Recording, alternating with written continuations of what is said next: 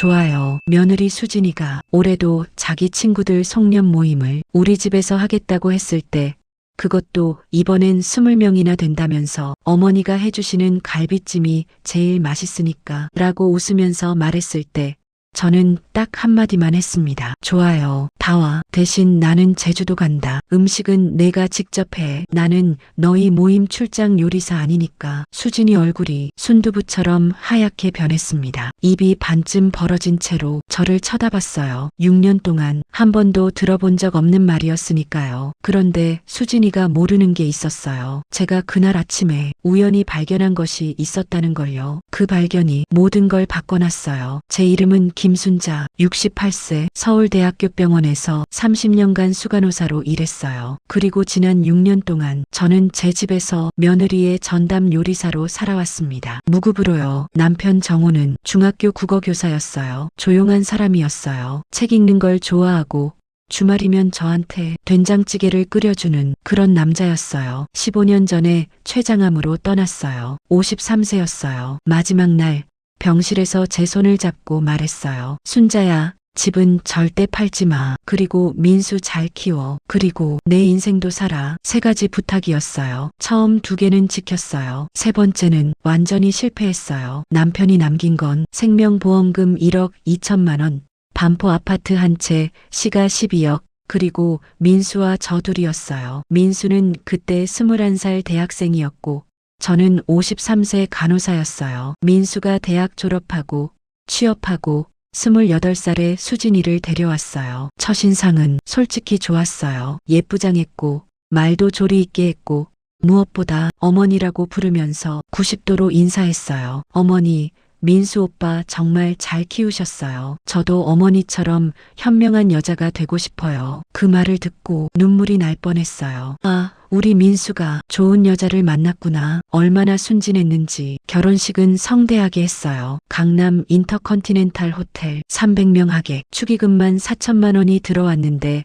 그 돈은 전부 신혼여행이랑 살림에 들어갔어요. 물론 제가 추가로 얹어준 돈이 있었죠. 신혼집 전세금 보조 8천만 원, 혼수 가전 2천만 원, 예물 반지 500만 원, 신혼여행 비용 300만 원, 합계 1억 800만 원, 남편이 남긴 보험금 1억 2천 중에서 거의 전부를 쓴 거예요. 그때는 괜찮았어요. 아들 결혼인데 이 정도는 해줘야지. 그런데 그게 시작이었어요. 수진이의 진짜 얼굴은 결혼 후 3개월 만에 나타났어요. 어느 토요일 오후였어요. 수진이가 전화를 했어요. 어머니, 이번 주 토요일에 친구들 몇 명 집에 초대했거든요. 어머니 잡채가 진짜 맛있잖아요. 혹시 만들어주실 수 있으세요? 처음에는 기분이 좋았어요. 아, 내 잡채를 좋아하는구나. 며느리 친구들한테 대접하고 싶구나. 좋지, 해줘야지. 그래서 만들었어요. 잡채 5인분, 전도 부쳤어요. 갈비찜도 했어요. 총 재료비만 15만 원. 다 제가 냈어요. 토요일 오후에 민수네 집에 가서 음식을 차려놨어요. 수진이 친구들이 왔어요. 5명이었어요. 하나같이 명품 가방을 들고 네일아트를 받은 손으로 제가 만든 잡채를 먹었어요. 와, 수진아. 이거 누가 만든 거야? 너 요리 실력이 이렇게 좋았어? 수진이가 뭐라고 했는지 아세요? 응, 내가 레시피 찾아서 만들었어. 저는 부엌에서 설거지를 하고 있었어요. 그 말을 듣고 손에 들고 있던 접시가 미끄러질 뻔했어요. 내가 만들었다고? 하지만 아무 말도 하지 않았어요. 첫 번째니까 그럴 수 있지. 그런데 이게 첫 번째가 아니라 시작이었어요. 2번째는 2주 뒤였어요. 어머니, 이번엔 불고기랑 된장찌개 좀. 3번째는 한 달 뒤. 어머니, 이번엔 해물파전이랑 막걸리 안주로. 4번째, 5번째, 6번째. 6년 동안 이 모임은 매달 2번씩 있었어요. 매달 2번씩 12개월 6년이면 144번. 제가 144번의 파티에서 음식을 만들었어요. 한 번 모임에 평균 재료비 20만 원, 20만 원, 144번 2,880만 원, 거의 3천만 원을 며느리 친구들 입에 넣어준 거예요. 그리고 그 3천만 원은 전부 제 주머니에서 나갔어요. 한 번도 수진이가 재료비를 준 적이 없었어요. 한 번도 어머니 감사합니다 라고 제대로 말한 적이 없었어요. 한 번도 제가 만든 음식이라고 친구들에게 말한 적이 없었어요. 144번 동안 수진이는 자기가 요리를 잘하는 것으로 요리사로 유명했어요. 친구들 사이에서 요리의 달인이었어요. 인스타그램에 올리면 좋아요가 수백 개씩 달렸어요. 해시태그 홈파티, 해시태그 수진이네 주방, 해시태그 며느리 요리, 해시태그 손맛, 해시태그 집밥 스타그램. 그 해시태그 속 요리사는 저였는데 사진 속 주인은 항상 수진이었어요. 처음에는 5명이었던 모임이 점점 커졌어요. 수진이의 소셜 네트워크가 넓어지면서 모임의 성격도 바뀌었어요. 처음 대학 동창 5명, 직장 동료까지 합류 8명, 인스타 팔로워 친목 12명, 남편들까지 합류 16명, 그리고 장소도 바뀌었어요. 처음에는 민수네 집이었는데 아파트가 좁다면서 어느 순간부터 우리 집에서 하기 시작했어요. 어머니 집이 반포잖아요. 넓고 좋고 주차도 편하고 어머니 집에서 하면 분위기가 진짜 살거든요. 그러니까 제 집이 수진이의 사교 클럽 장소가 된 거예요. 반포 아파트 45평, 남편과 30년을 살았던 집, 민수를 키웠던 집, 남편의 유품이 있는 집, 그 집이 매달 2번씩 며느리 친구들의 파티장이 됐어요. 그리고 저는 그 파티장의 전담 셰프 였어요. 모임 전날부터 장을 봤어요. 반포 농수산물 시장에서 갈비 10인분, 해물, 나물 재료, 장바구니 4개를 들고 엘리베이터를 탔어요. 68세 여자가 20kg이 넘는 장바구니를 혼자 들고, 그리고 그날 밤부터 새벽까지 요리를 했어요. 잡채 면을 볶고 갈비를 졸이고 전을 부치고 나물을 무치고 새벽 3시에 잠깐 쉬면서 부엌 바닥에 앉아 허리를 주물렀어요. 디스크가 있거든요. 30년간 병원에서 환자를 들어 올리면서 생긴 직업병이에요. 그런데 다음 날 수진이 친구들이 오면 저는 존재하지 않았어요. 음식은 여기 있고 어머니는 방에 계시면 돼요. 그게 수진이의 지시였어요. 처음에는 어머니가 편하시라고 라는 핑계였어요. 나중에는 아예 대놓고 말했어요. 어머니가 계시면 친구들이 불편해해요. 세대 차이가 있으니까 이해하시죠? 이해하시죠? 그 말이 얼마나 잔인한 건지 수진이는 몰랐을 거예요. 아니, 알았을 수도 있어요. 저는 제 집에서 제 방에 갇혀 있어야 했어요. 밖에서는 수진이 친구들의 웃음소리가 들렸고 제가 만든 갈비찜을 먹는 그릇 소리가 들렸고 수진아, 너 요리 진짜 잘한다 라는 칭찬이 들렸어요. 그리고 모임이 끝나면 수진이는 이렇게 문자를 보냈어요. 어머니, 다 갔어요. 설거지는 내일 제가 할게요. 내일은 오지 않았어요. 한 번도. 다음 날 아침에 가보면 부엌은 전쟁터였어요. 기름때가 묻은 접시들,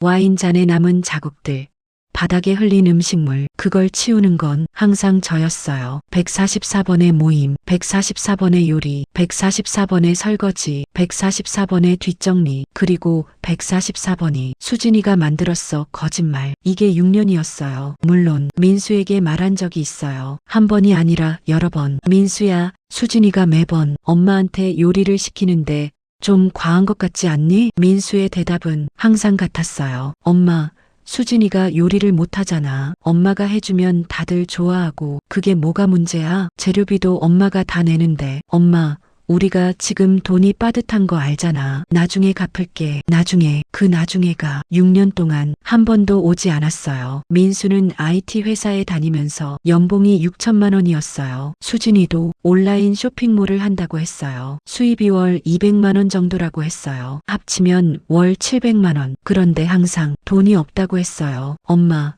이번 달 카드값이, 엄마, 차 할부금이, 엄마, 보험료가 매달 100만 원에서 200만 원씩 저한테서 가져갔어요. 6년이면 약 1억 원, 결혼할 때 준 1억 800만 원에 매달 용돈 1억에 모임 재료비 3천만 원, 총 2억 1,800만 원, 남편이 남긴 보험금 1억 2천은 이미 바닥났고 제 퇴직금 1억 5천에서 거의 1억을 꺼낸 거예요. 통장에 남은 건 5천만 원이었어요. 68세 여자가 전 재산 5천만 원, 집이 있으니까 당장 굶지는 않지만 매달 나가는 관리비, 의료보험, 생활비를 생각하면 5년 안에 바닥날 돈이었어요. 그런데 가장 무서웠던 건 돈이 아니었어요. 민수의 변화였어요. 결혼 전 민수는 매주 토요일마다 집에 와서 같이 밥을 먹었어요. 엄마, 이번 주에 뭐 했어? 엄마, 건강검진은 받았어? 엄마, 여행 한번 가자. 그런 아들이었어요. 결혼 후에는 전화가 올 때는 99%가 돈 얘기였어요. 나머지 1%는 수진이 모임 요리 부탁이었어요. 생일에도 전화가 없었어요. 어버이날에도 선물은커녕 안부 문자도 없었어요. 작년 제 생일에 저녁 8시까지 기다렸는데 아무 연락이 없어서 혼자 미역국을 끓여 먹었어요. 밤 11시에 문자가 왔어요.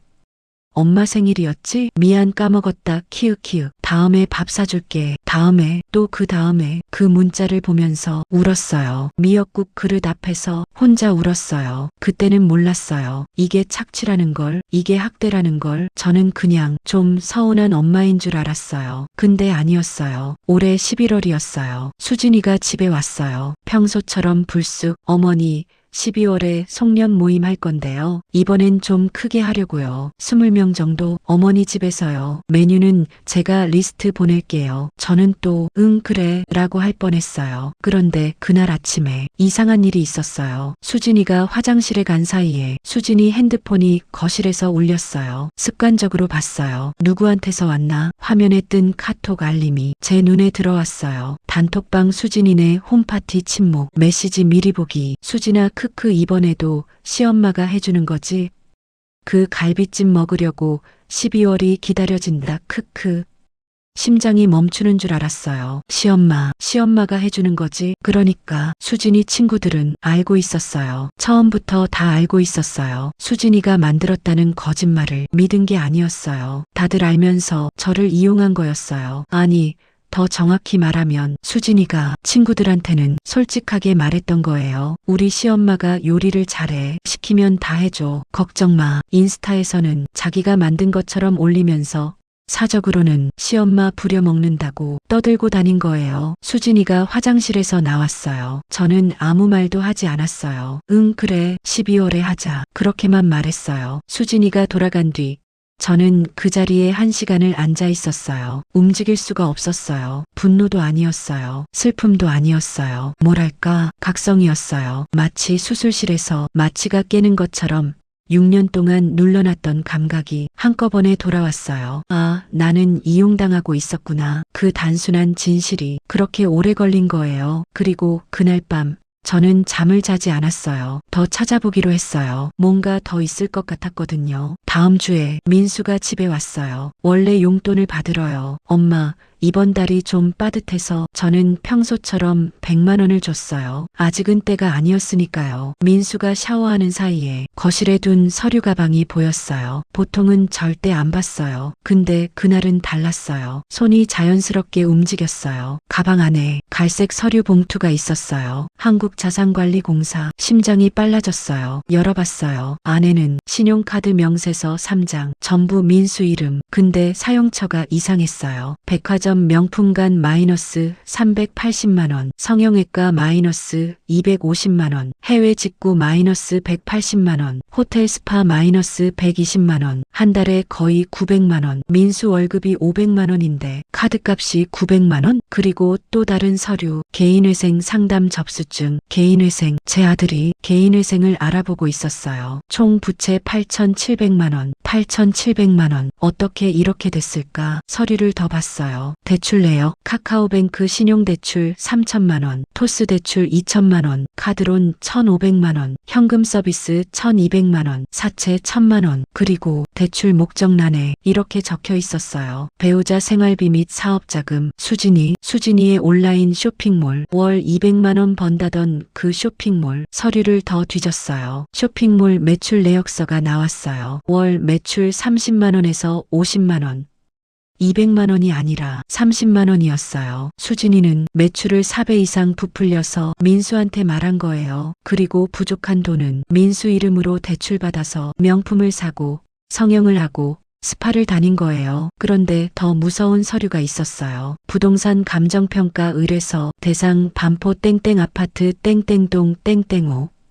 우리 집이었어요. 의뢰인 이수진. 수진이가 우리 집의 감정평가를 의뢰한 거예요. 왜? 뒷장을 넘겼어요. 메모가 적혀 있었어요. 수진이 필체였어요. 시엄마 집 12억 예상, 매도 후 대출 상환 사업 확장 가능, 민수 설득 필요, 시엄마 건강 핑계로 요양원 추천, 요양원. 제가 읽은 게 맞나 싶어서 3번을 다시 읽었어요. 시엄마 건강 핑계로 요양원 추천. 그러니까 수진이의 계획은 이거였어요. 1단계 저를 요양원에 보낸다. 2단계 집을 판다. 3단계 12억으로 대출을 갚는다. 4단계 남은 돈으로 사업을 확장한다. 저는 서류를 원래 자리에 넣었어요. 손이 떨렸어요. 근데 울지 않았어요. 이상하게도 눈물이 나지 않았어요. 대신 뭔가 차가운 것이 가슴 안에서 굳어가는 게 느껴졌어요. 30년을 환자를 돌본 간호사예요. 응급 상황에서 감정을 통제하는 법을 누구보다 잘 알아요. 지금이 응급 상황이었어요. 그리고 저는 지금부터 아주 정교하게 움직이기로 결심했어요. 민수가 돌아간 뒤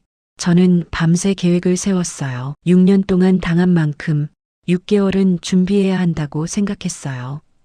근데 시간이 없었어요. 수진이의 송년 모임이 3주 뒤였으니까요. 그 3주 안에 모든 걸 끝내야 했어요. 1단계 법적 보호. 다음 날 아침 저는 강남에 있는 노인 전문 법률사무소를 찾아갔어요. 박지영 변호사, 40대 초반의 여성 변호사였어요. 노인학대 전문이었어요. 제 이야기를 다 듣고 나서 박 변호사가 말했어요. 어머니, 이건 경제적 학대입니다. 형법상 처벌 가능한 범죄예요. 며느리가 아들 명의로 대출을 받아서 개인적으로 사용한 것, 어머니 집의 감정평가를 무단으로 의뢰한 것, 요양원 보내겠다는 메모, 전부 증거가 됩니다. 저는 물었어요. 이길 수 있을까요? 어머니가 증거만 확보하시면 이기는 게 아니라 애초에 싸울 필요도 없어요. 그쪽이 항복할 겁니다. 그날부터 저는 모든 것을 기록하기 시작했어요. 통장 거래 내역, 6년치 출력, 카카오톡 대화 캡처, 수진이 인스타그램 게시물 전부 저장, 음식 준비 사진 제가 찍어둔 것들, 그리고 결정적으로 수진이 핸드폰에서 본 그 단톡방 메시지, 시엄마가 해주는 거지. 이건 캡처를 못했어요. 근데 방법이 있었어요. 2단계 내부 협조자 확보. 수진이 친구들 중에 한 명을 알고 있었어요. 이현주. 현주는 수진이 대학 동창인데 예전에 모임 때 저한테 유일하게 인사를 했던 사람이에요. 어머니, 항상 이렇게 해주셔서 감사해요. 저희가 민폐죠. 그때 저는 아니야, 괜찮아 라고 했었어요. 근데 현주의 그 눈빛이 기억에 남아 있었어요. 뭔가 미안해하는 눈빛, 뭔가 알고 있는 눈빛. 현주에게 연락했어요. 현주야, 어머니인데 잠깐 만날 수 있을까? 현주는 놀랐지만 바로 나왔어요. 강남역 커피숍에서 만났어요. 저는 단도직입적으로 물었어요. 현주야, 수진이가 친구들한테 나에 대해서 뭐라고 해? 현주의 얼굴이 굳어졌어요. 어머니, 솔직하게 말해줘. 나도 이제 알아. 현주가 눈물을 글썽였어요. 어머니, 죄송해요. 저도 처음부터 불편했어요. 수진이는 단톡방에서 항상 이렇게 말해요. 우리 시엄마는 말만 하면 다 해줘. 완전 공짜 셰프 키읔키읔. 이번에도 시엄마 갈비찜 먹으러 가자 키읔키읔. 시엄마가 불쌍하긴 한데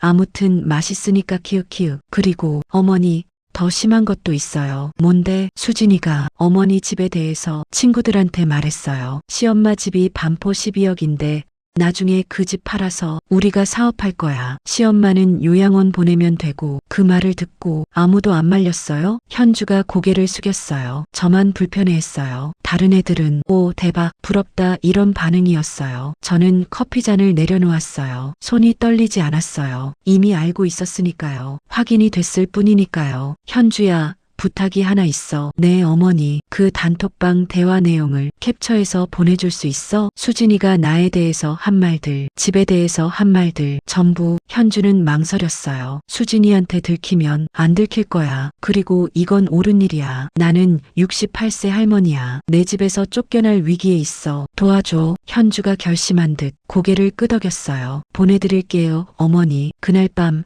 현주에게서 카톡이 왔어요. 캡처 이미지 47장. 2년치 대화 기록이었어요. 읽는데 3시간이 걸렸어요.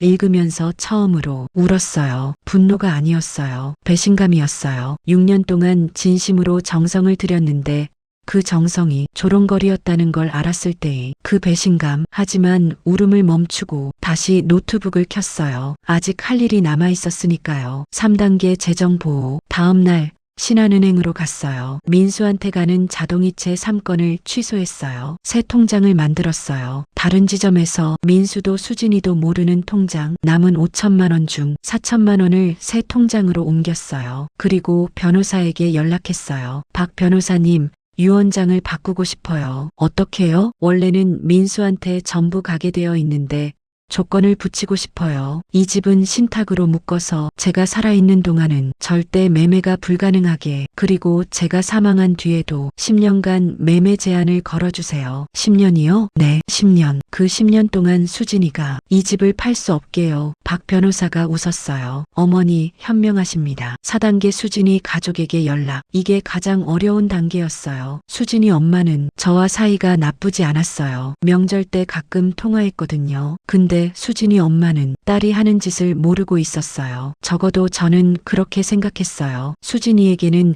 언니가 한 명 있었어요. 이수연. 수연이는 은행원이었어요. 국민은행 강남지점. 수연이한테 먼저 연락했어요. 수연아, 어머니인데 혹시 시간 있으면 잠깐 볼 수 있을까? 수연이는 점심시간에 만나줬어요. 역사역 근처 식당에서요. 저는 서류를 보여줬어요. 민수의 부채 8,700만 원. 수진이의 쇼핑 내역, 집 감정평가 의뢰서, 요양원 메모. 수연이 얼굴이 점점 창백해졌어요. 어머니, 이게 진짜예요? 응, 전부 사실이야. 수진이가 이렇게까지. 수연이가 한숨을 쉬었어요. 어머니, 사실 저도 수진이가 돈을 많이 쓴다는 건 알았어요. 근데 이 정도인 줄은 몰랐어요. 어머니 집을 팔겠다니, 요양원이라니. 수연아, 부탁이 있어. 이건 아직 수진이한테 말하지 마. 송년 모임 때까지만 기다려줘. 수연이가 물었어요. 왜요? 수진이가 자기가 한 일의 결과를 직접 마주봐야 하니까. 지금 말하면 또 빠져나가, 또 거짓말하고, 또 울면서 미안해요 하고, 이번에는 빠져나갈 수 없게 만들 거야. 수연이가 저를 봤어요.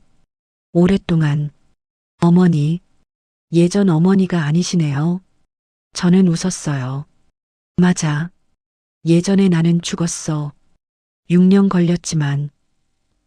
12월 셋째 주 토요일, 수진이의 송년 모임 당일이었어요. 수진이는 3일 전부터 메뉴 리스트를 보냈어요. 갈비찜 20인분, 잡채 20인분, 해물파전 30장, 나물 5종류, 떡갈비 40개, 식혜 20인분, 수정과 20인분, 그리고 마지막에 이렇게 적었어요. 어머니, 이번이 올해 마지막이니까 특별히 신경 써주세요. 친구들이 어머니 음식 진짜 좋아해요. 어머니 음식, 이제는 제 음식이라고 인정하네요. 인스타에서는 자기 음식이면서 저는 답장을 보냈어요. 응, 알겠어.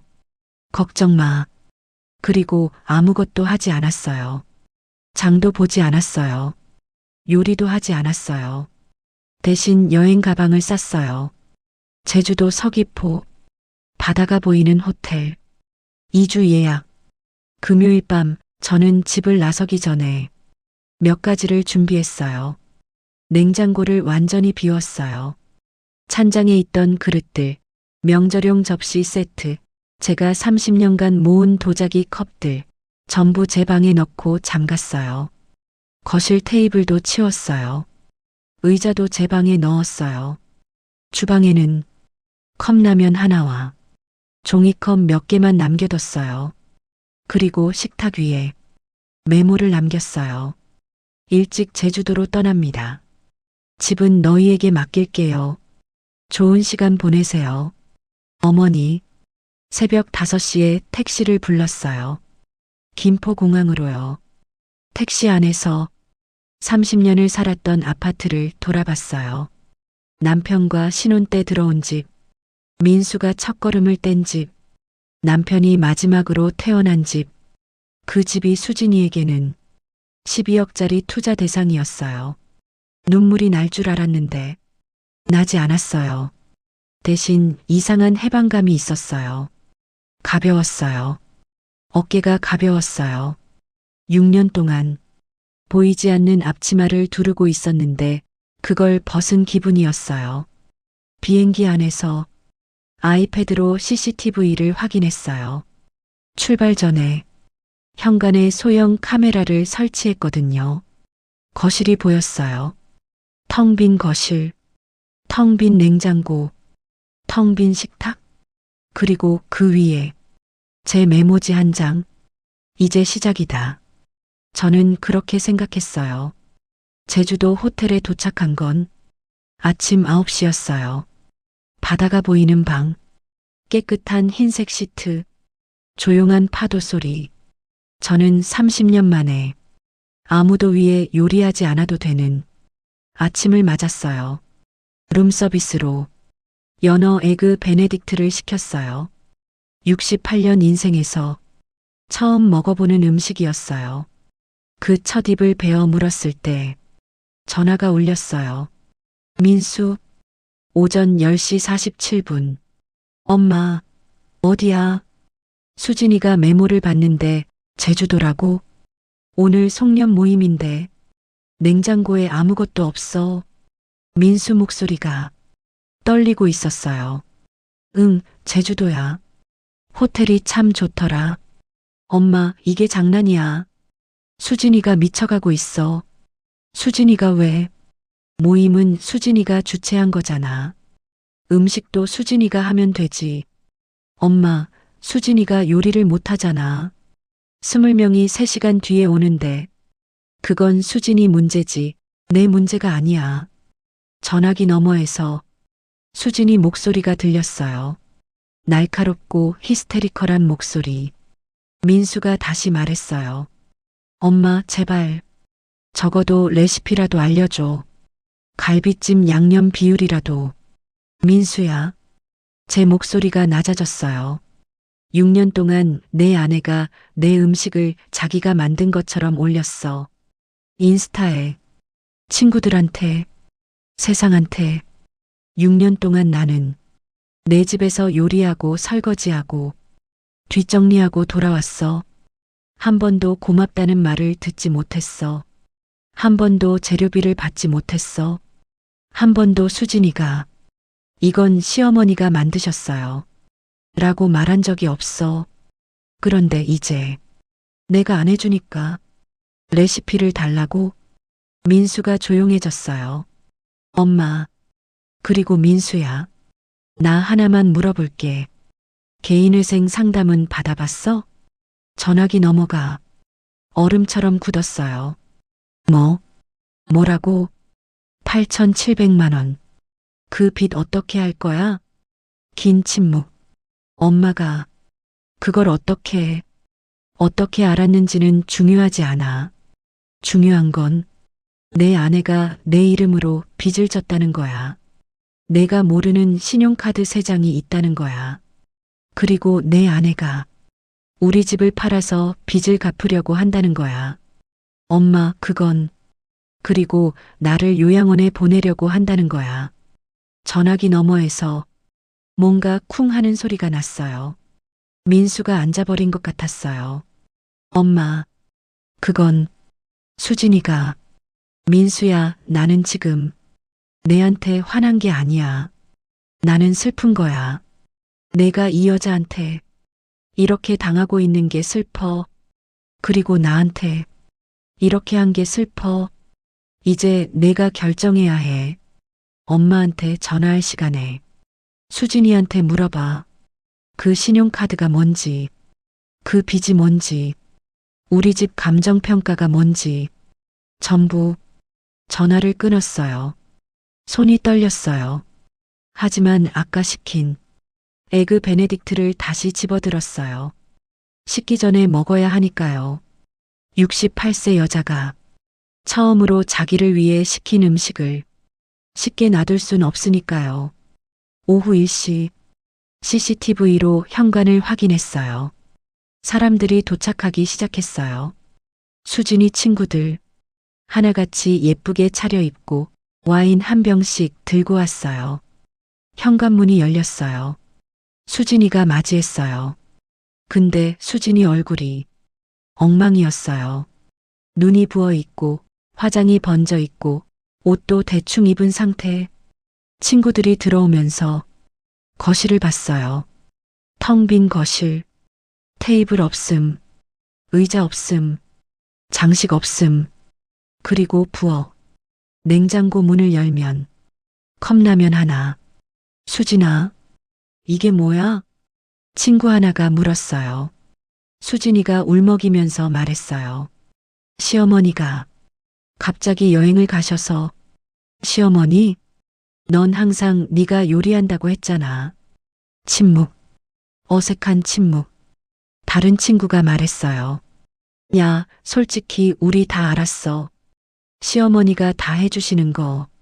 근데 괜찮았잖아. 맛있었으니까. 그 말에 수진이가 더 울었어요. 그런데 그때 초인종이 울렸어요. CCTV에 비친 얼굴은 수연이었어요. 수진이 언니, 그리고 수연이 뒤에 수진이 엄마가 서 있었어요. 수진이가 인터폰을 보고 얼굴이 하얗게 변했어요. 언니가 왜 여기에? 문이 열렸어요. 수연이가 들어왔어요. 표정이 무서웠어요. 평소에 온순한 은행원 언니가 눈이 매서웠어요. 손에는 서류 봉투가 들려 있었어요. 수진아. 수연이 목소리가 차가웠어요. 우리 얘기 좀 하자. 수진이 친구들이 눈치를 봤어요. 수연이가 친구들을 돌아보며 말했어요. 죄송한데 오늘 모임은 취소입니다. 가족 문제가 있어서요. 친구들이 웅성거리면서 하나씩 나갔어요. 현주가 마지막으로 나가면서 CCTV를 향해 살짝 고개를 숙였어요. 마치 제가 보고 있다는 걸 아는 것처럼. 문이 닫혔어요. 거실에는 수진이, 민수, 수연이, 수진이 엄마 4명이 남았어요. CCTV의 소리는 없었지만 표정만으로도 충분했어요. 수연이가 서류를 꺼냈어요. 테이블 위에 하나씩 놓았어요. 신용카드 명세서, 대출 내역, 집 감정평가서, 단톡방 캡처, 요양원 메모. 수진이가 서류를 보는 순간 바닥에 주저앉았어요. 수진이 엄마가 딸을 내려다보면서 뭔가 말했어요. 입모양으로 읽었어요. 이게 뭐니? 민수는 벽에 기대서 고개를 숙이고 있었어요. 두 손으로 머리를 감싸고 저는 호텔 방에서 그 화면을 봤어요. 이상하게도 통쾌하지 않았어요. 슬펐어요. 우리 가족이 저렇게 무너지는 게 하지만 필요한 과정이었어요. 상처를 치료하려면 먼저 골문 부분을 도려내야 하니까요. 30년 간호사를 하면서 배운 거예요. 그날 밤 수연이에게서 전화가 왔어요. 어머니, 수연이에요. 응, 수연아. 어떻게 됐어? 수연이 목소리가 지쳐 있었어요. 어머니, 수진이 상황이 생각보다 더 심각해요. 어떻게? 제가 은행원이잖아요. 수진이 신용정보를 조회해 봤어요. 총 부채가 8,700만 원이 아니에요. 1억 3천만 원이에요. 심장이 철렁했어요. 뭐라고? 민수 이름으로 된 것 외에 수진이 본인 이름으로도 대출이 있었어요. 카카오뱅크 2천만 원, 저축은행 2천만 원, 그리고 어머니 이름으로 된 대출도 하나 있어요. 내 이름으로 어머니 반포 아파트를 담보로 은행에서 3천만 원 대출이 나가 있어요. 피가 거꾸로 도는 게 느껴졌어요. 내 동의 없이 어떻게 그게 가능해? 위임장을 위조한 것 같아요.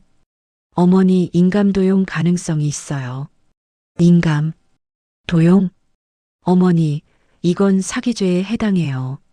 어머니가 고소하시면 수진이는 구속될 수도 있어요.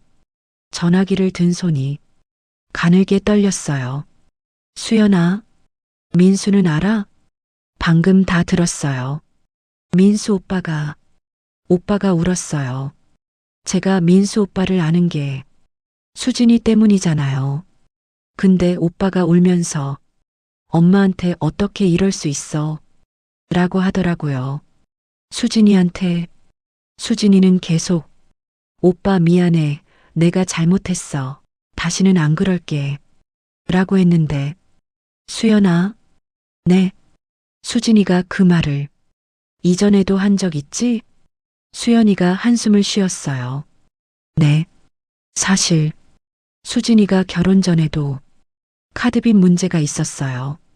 우리 엄마가 3천만 원을 갚아줬어요. 이번이 마지막이다라고 하면서. 근데 결혼하고 나서 더 심해진 거예요. 어머니라는 새로운 금줄이 생겼으니까. 새로운 금줄. 그게 저였어요. 6년 동안 수진이에게 저는 금줄이었어요. 잡아당기면 돈이 나오는, 부려먹으면 음식이 나오는, 한 번도 사람으로 본 적이 없는. 그 밤 저는 호텔 발코니에서 제주도 바다를 봤어요. 파도 소리가 들렸어요. 남편이 생각났어요. 정호야, 당신이 남긴 집을 이런 식으로 지키고 있어. 당신이 남긴 아들이 이런 여자한테 당하고 있어. 당신이 부탁한 3가지 중에 3번째, 내 인생도 살아. 그걸 이제야 하려고 해. 15년이나 걸렸지만. 12월 24일, 크리스마스 이브. 저는 제주도에서 돌아왔어요. 원래 2주를 있을 생각이었지만 변호사가 연락했어요. 어머니, 서류가 다 준비됐습니다. 내일이 좋겠어요. 김포공항에 내려서 택시를 탔어요. 집 앞에 도착하니 차가 3대 서 있었어요. 민수 차, 수연이 차, 그리고 모르는 검은색 세단. 현관 비밀번호를 눌렀어요. 문이 열렸어요. 거실에 4사람이 앉아 있었어요. 민수, 수진이, 수연이, 그리고 수진이 엄마. 제가 들어서는 순간 모두가 일어섰어요. 민수가 먼저 다가왔어요. 엄마. 민수의 눈이 퉁퉁 부어 있었어요. 며칠을 운 것 같았어요. 엄마, 미안해. 진짜 미안해. 그 말을 듣는 순간 6년 동안 참았던 눈물이 터질 뻔했어요. 하지만 아직 아니었어요. 아직 할 일이 남아 있었으니까요. 민수야, 앉아. 저는 거실 한가운데 섰어요. 수진이는 소파 구석에 웅크리고 앉아 있었어요. 화장기 없는 얼굴, 부은 눈, 며칠째 못 잔 것 같은 모습. 6년 동안 제가 만든 음식을 먹으며 예쁘게 차려입고 인스타에 올리던 그 여자의 원래 모습이었어요. 수진이 엄마는 구석에서 고개를 숙이고 있었어요. 제 눈을 마주치지 못했어요. 그때 현관 초인종이 울렸어요. 박지영 변호사였어요. 검은 정장에 서류 가방을 든 모습. 변호사가 들어오는 순간 수진이 얼굴에서 마지막 남은 혈색이 사라졌어요. 왜? 변호사가 왜 여기에? 수진이 목소리가 떨렸어요. 앉아, 수진아. 제 목소리는 차분했어요. 30년간 응급실에서 환자 보호자에게 나쁜 소식을 전할 때 쓰던 목소리였어요. 침착하고 낮고 단호한. 오늘 여기서 몇 가지를 정리하려고 해. 박 변호사가 서류 가방을 열었어요. 먼저 말씀드릴 것이 있습니다. 변호사가 서류를 하나씩 테이블 위에 놓았어요. 첫 번째, 김순자 어르신의 유언장이 변경되었습니다. 이 아파트는 신탁으로 묶였습니다. 어르신이 생존하시는 동안은 물론이고 4, 50년간 매매, 담보대출, 임대 전환이 불가능합니다. 수진이가 움찔했어요. 이 아파트를 팔아서 빚을 갚겠다는 계획은 법적으로 불가능해졌습니다. 민수가 고개를 들었어요. 엄마, 그건 민수야, 이건 너를 벌 주려는 게 아니야. 이건 나를 지키려는 거야. 변호사가 두 번째 서류를 꺼냈어요. 두 번째, 이수진 씨 명의 및 박민수 씨 명의로 실행된 대출 중 김순자 어르신의 반포 아파트를 담보로 무단 실행된 대출 3천만 원이 확인되었습니다. 위임장 위조 및 인감 도용 혐의로 고소장이 준비되어 있습니다. 방 안의 공기가 얼어붙었어요.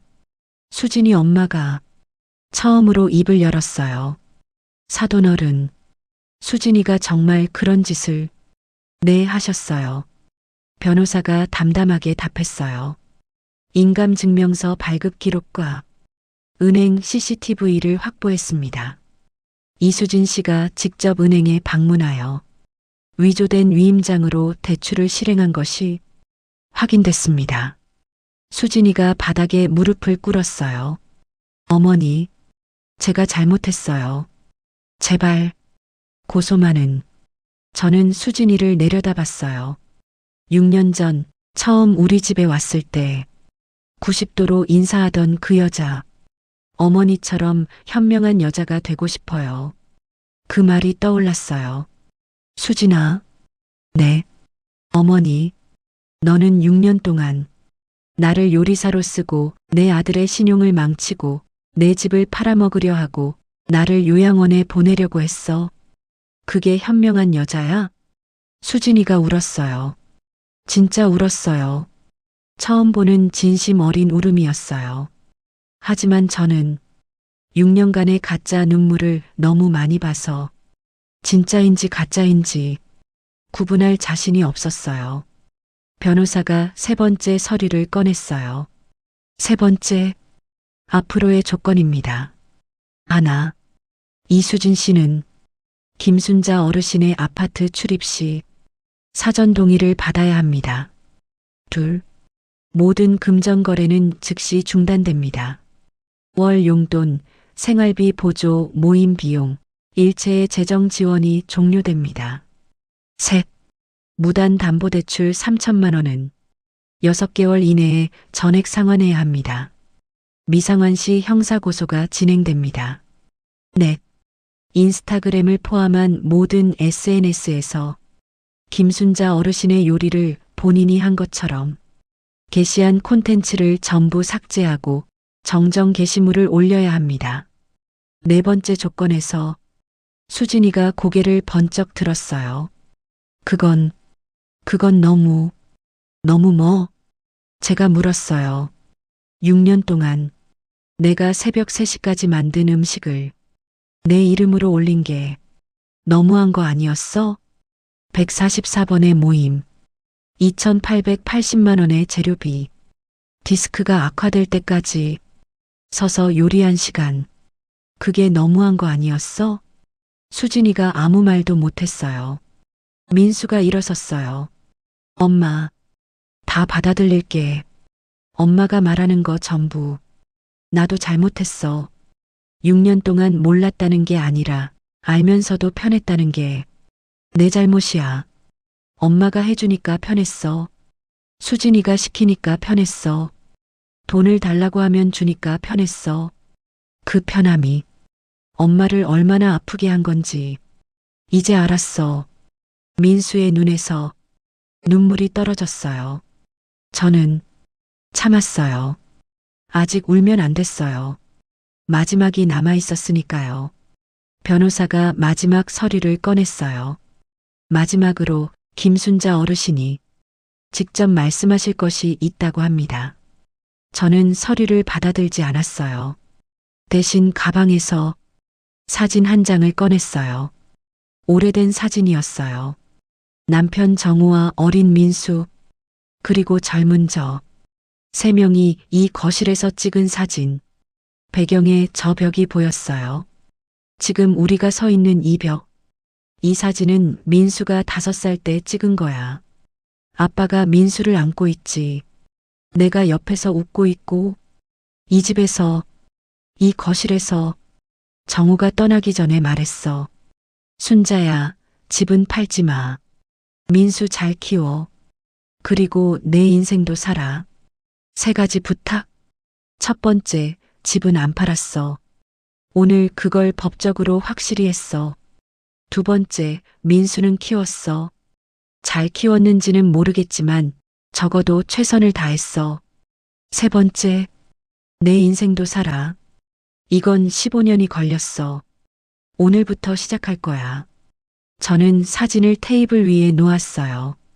이 집은 내 집이야. 정우가 나한테 남긴 집이야. 앞으로 이 집에서 누군가를 위해 요리하는 건 내가 원할 때만 할 거야. 누군가에게 돈을 주는 건 내가 주고 싶을 때만 줄 거야. 누군가를 초대하는 건 내가 보고 싶을 때만 할 거야. 그리고 이 거실에서 누군가가 웃는 소리가 들릴 때 그 웃음의 이유에 내 희생이 아니라 서로의 존중이 있었으면 좋겠어. 방 안이 조용했어요. 수진이 엄마가 제게 다가왔어요. 무릎을 꿇으려고 했어요. 제가 잡았어요. 사돈, 무릎 꿇지 마세요. 우리 나이에 무릎 꿇으면 못 일어나요. 작은 웃음이 번졌어요. 수진이 엄마가 울면서 말했어요. 사돈 어른, 제가 딸을 잘못 키웠어요. 정말 죄송합니다. 잘못 키운 건 서로예요. 나도 민수를 잘못 키웠으니까 아들한테 돈만 주면 사랑이라고 착각하게 키웠으니까. 그때 수연이가 말했어요. 어머니, 수진이 빚 문제는 저희 가족이 책임지겠습니다. 3천만 원 담보대출은 6개월 안에 갚겠습니다. 나머지 빚도 수진이가 직접 갚을 수 있도록 관리하겠습니다. 고마워, 수연아. 마지막으로 민수를 봤어요. 민수야, 엄마, 나는 내 엄마야. 그건 변하지 않아. 하지만 나도 사람이야. 68세 된 여자 사람이야. 앞으로 나는 내 엄마이기 전에 나 자신이 될 거야. 이해할 수 있어? 민수가 고개를 끄덕였어요. 엄마, 이해해. 아니, 이해하려고 노력할게. 시간이 걸릴 수도 있지만 꼭 할게. 변호사가 서류를 정리하면서 말했어요. 오늘 합의된 내용은 문서로 작성해서 각자 서명하시면 됩니다. 형사고소건은 어르신의 결정에 따라 보류 상태로 유지됩니다. 보류, 고소를 취하한 게 아니었어요. 보류, 수진이가 약속을 지키지 않으면 언제든 다시 꺼낼 수 있는 카드. 이제 제가 들고 있는 카드였어요. 크리스마스가 지나고 새해가 왔어요. 달라진 것들이 있었어요. 수진이 인스타그램 계정을 비공개로 전환했어요. 그리고 정정 게시물을 올렸어요. 그동안 제가 올린 요리 사진들은 시어머니께서 만들어주신 것이었습니다. 시어머니의 노력과 정성을 제 것인 양 올렸던 것을 깊이 반성합니다. 좋아요가 3개 달렸어요. 댓글은 하나. 뭔 소리야? 키읔키읔. 6년간 수백 개의 좋아요를 받던 계정이 이렇게 됐어요. 수진이는 편의점 아르바이트를 시작했어요. 온라인 쇼핑몰은 접었어요. 매달 자기 빚을 갚기 시작했어요. 민수, 매주 일요일에 집에 왔어요. 처음에는 어색했어요. 거실에 앉아서 뭘 말해야 할지 모르는 표정. 그래서 제가 먼저 말했어요. 민수야, 밥 먹었어? 아니, 라면 끓여줄까? 민수가 웃었어요. 엄마, 내가 끓일게. 엄마는 앉아 있어. 민수가 부엌에 서서 라면을 끓이는 모습을 봤어요. 35년 만에 처음 보는 광경이었어요.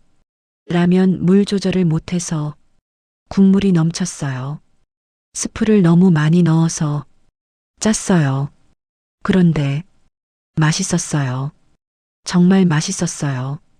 아들이 처음 끓여준 라면이었으니까요. 수연이와 현주. 수연이는 가끔 전화를 해요. 어머니, 수진이 잘하고 있어요. 이번 달도 50만 원 갚았어요. 현주도 연락을 해요. 어머니, 저 이번에 이직했어요. 밥 한번 사드릴게요. 이 아이들이 돈이 아니라 마음을 주는 거예요. 저는요. 1월에 그림을 배우기 시작했어요. 서초구 문화센터 수채화반.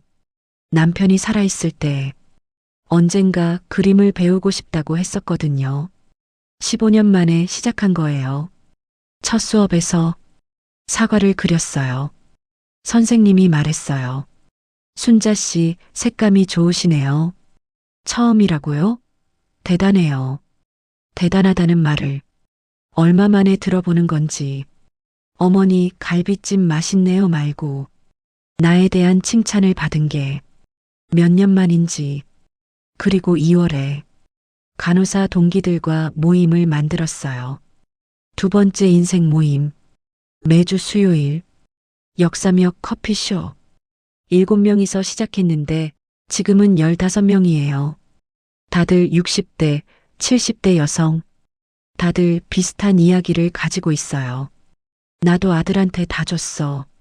나도 며느리한테 당했어. 나도 돈이 사랑인 줄 알았어. 우린 울기도 하고 웃기도 하고 때로는 여행도 가요. 3월에는 경주에 갔어요. 4월에는 여수에 갔어요. 5월에는 제주도 서귀포. 그 호텔. 작년 12월에 처음으로 에그 베네딕트를 먹었던 그 호텔. 이번에는 혼자가 아니었어요. 15명의 친구들과 함께 발코니에서 바다를 보면서 와인을 마셨어요. 옆에서 동기 영숙이가 말했어요. 순자야, 너 요즘 예뻐졌다. 성형 때문인가? 아니, 표정이 달라졌어. 편안해졌어. 편안함. 6년 만에 찾은 편안함. 아니, 어쩌면 15년 만에 찾은 편안함. 남편이 떠나고 처음으로 누군가의 엄마가 아닌 나로서 편안한 거였어요. 그리고 올해 추석이 왔어요. 작년과 같은 계절, 작년과 같은 명절. 하지만 전혀 다른 풍경이었어요. 민수가 전화를 했어요. 엄마, 추석에 집에 가도 돼? 그래. 와. 근데 엄마, 음식은 내가 할게. 수진이도 도울 거야. 뭐? 엄마, 올해 추석은 내가 차릴게. 잡채는 유튜브 보고 배웠어.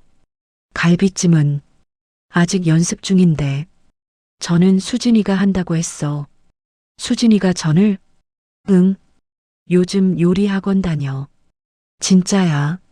저는 전화기를 들고 한참을 웃었어요. 그래. 기대할게.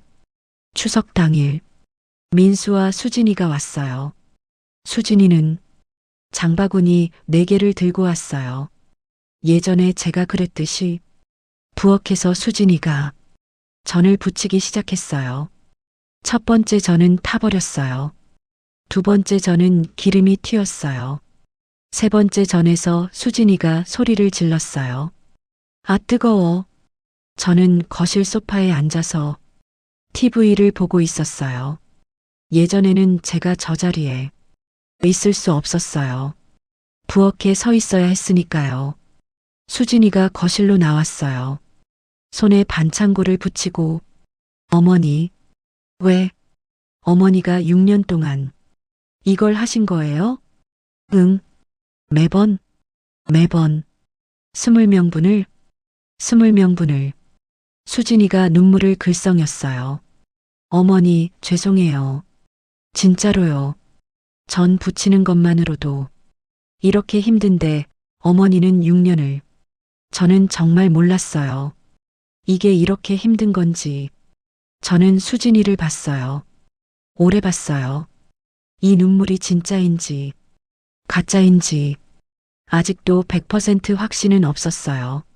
하지만 불에 댄 손가락에 붙은 반창고는 진짜였어요. 부엌에서 풍기는 탄전 냄새도 진짜였어요. 어설프지만 장을 보러 간 것도 진짜였어요. 수진아, 네 어머니. 전 뒤집을 때는 기름을 조금만 두르고 약불에서 천천히 해. 네. 그리고 갈비찜 양념에 배즙을 넣어봐. 고기가 부드러워져. 수진이가 놀란 눈으로 저를 봤어요. 어머니가 가르쳐 주시는 거예요? 응. 내가 원해서 가르쳐 주는 거야. 시켜서가 아니라. 수진이가 울면서 웃었어요. 저도 웃었어요. 그날 추석 상차림은 엉망이었어요. 잡채는 면이 불었고 갈비찜은 간이 안 맞았고 저는 반쪽이 탔어요. 하지만 맛있었어요.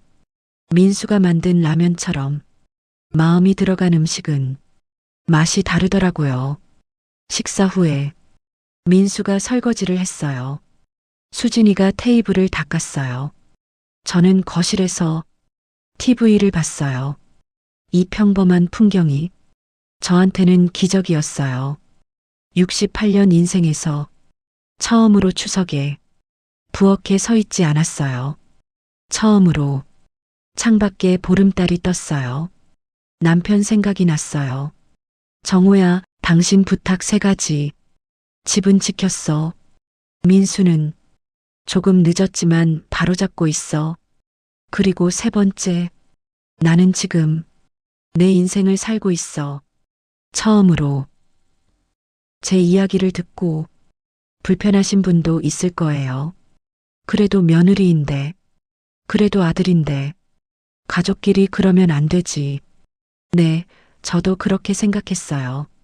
6년 동안, 그리고 그 6년 동안, 저는 1억 2천만 원을 잃었고, 디스크가 악화됐고, 제 집에서 쫓겨날 뻔했고, 요양원에 보내질 뻔했어요.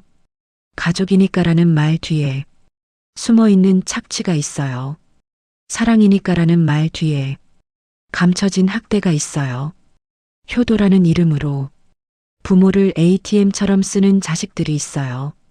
며느리 돌이라는 이름으로 시어머니를 가정부처럼 부리는 사람들이 있어요.